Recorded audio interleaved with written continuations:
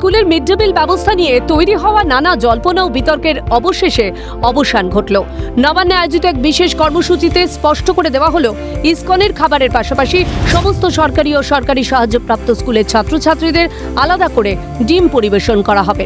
সম্প্রতি কলকাতা পুরসভা এলাকার সরকারি স্কুলগুলিতে মিড ডে মিল রান্না ও সরবরাহের দায়িত্ব ইসকনের হাতে তুলে দেওয়ার সিদ্ধান্ত নেয় রাজ্য সরকার। ইসকনের নিজস্ব নীতি অনুযায়ী তাদের মেনুতে আমিষের স্থান না থাকায় শিক্ষামহল ও অভিভাবকদের একাংশে উদ্বেগ তৈরি হয়েছিল। পড়ুয়ারা প্রয়োজনীয় প্রোটিন থেকে বঞ্চিত হতে পারে, এমন নানা অভিযোগ উঠেছিল।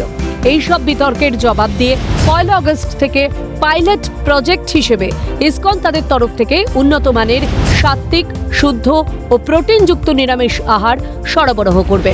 কিন্তু পুষ্টি বজায় রাখতে রাজ্য সরকার নিজস্ব উদ্যোগে সেলফ হেল্প গ্রুপগুলির মাধ্যমে সপ্তাহে 1 দিন বা 2 দিন আলাদা করে ডিম দেওয়ার সিদ্ধান্ত নিয়েছে।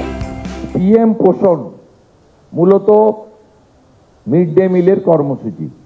এই কর্মসূচিকে কেন্দ্র করে যে বৈষম্য ছিল আমরা দূর করেছি। হাই স্কুল এবং আপার প্রাইমারিতে মিড ডে মিলের বরাদ্দ ছিল 10 টাকা, প্রাইমারিতে ছিল 6 টাকা 78। আমরা প্রাইমারির ক্ষেত্রে 10 টাকা করেছি।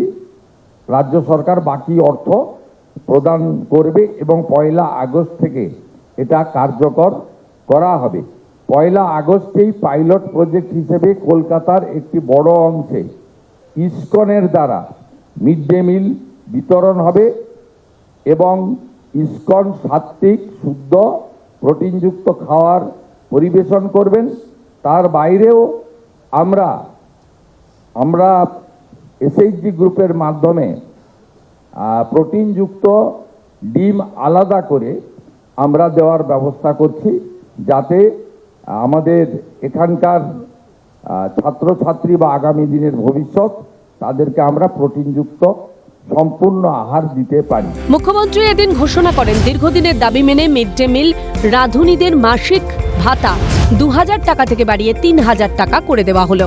মিড ডে মিল যারা রান্না করেন আমাদের দিদি মাসিরা এসএইচজি গ্রুপের, তাদের কথাও বর্তমান সরকার ভেবেছে।